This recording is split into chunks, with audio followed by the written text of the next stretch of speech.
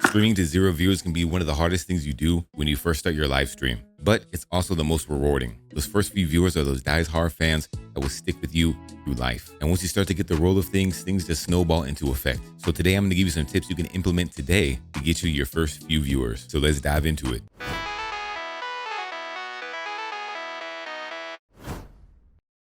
Well, I'm Chris. I'm a variety streamer on Twitch.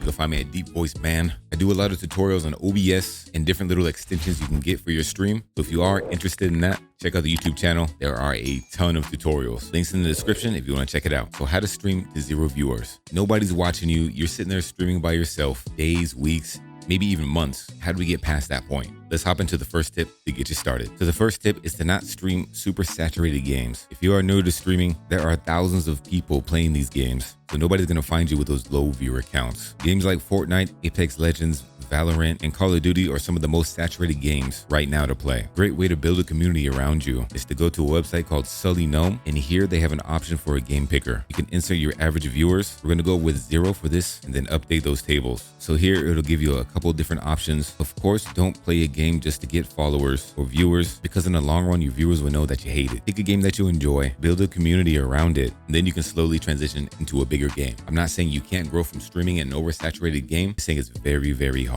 All right, on to the next tip. Now, this next tip is to share with your friends and family. Yes, share with them all. You need to be proud of your content. So if you're embarrassed to get your family and friends involved, how do you think you're gonna get viewers to be confident in you as well? Streaming is more than streaming. It's taking that leap of faith, being confident in yourself, pushing forward from your own boundaries, being humble, trying new things, not being scared of the unknown. What is she doing? All in all, be proud of what you do. Otherwise, why are you doing it? Okay. On to the next tip. The next tip is to have some talking points. So it is super critical to keep talking during your whole live stream. So if people pop in, they have something to connect with. And these talking points don't have to be super in-depth. At first, it's more of just talking to yourself. So you have to get comfortable talking when no one is around. Now to start off, you can just comment on your gameplay. What are you thinking? Where are you gonna go? Talking about a new item you just picked up, narrating some of the books or notes in the game, simple stuff like that. And then on to that next level, you can simply just talk about your day. If you went to see a movie yesterday, talk about that movie. It may seem a little bit weird at first, but the more you do it, the easier it gets and the more natural it sounds. That constant talking will get you further than you think, because if people come in and you're just sitting there, I can guarantee you they will immediately leave.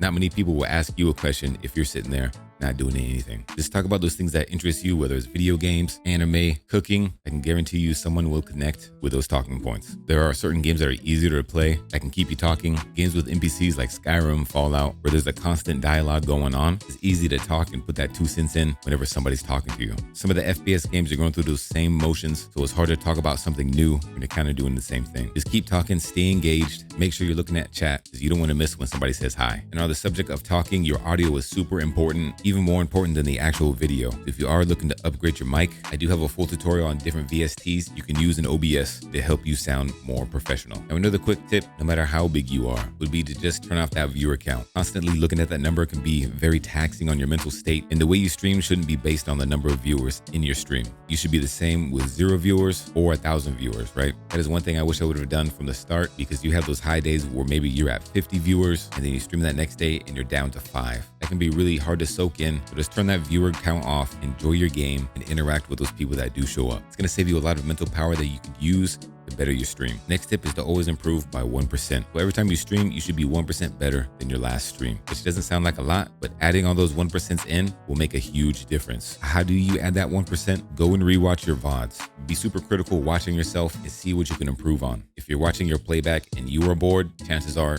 your viewers are going to be bored as well. So find something to improve. Audio, visual, adding some animations in there, or maybe just choosing a game that fits your personality better. These are all things you can incorporate to improve your stream 1% every time you stream. We all start at 0, so don't be too critical. Just focus on increasing incrementally. You can go from 0 to 100 real quick just by improving every single stream. You'll be surprised to where you get to in a couple weeks, a couple months, a year. You will see big improvements. You'll be surprised that your viewers will notice what you changed as well. Keeping your stream fresh is also refreshing for your viewers. And if all else fails, ask, send a tweet, make a video on TikTok, Instagram, asking how you can improve your stream, or to see if anybody will review your stream to help you out. You are your own worst critic, but that can be a superpower when used right. The next tip is to enjoy the journey.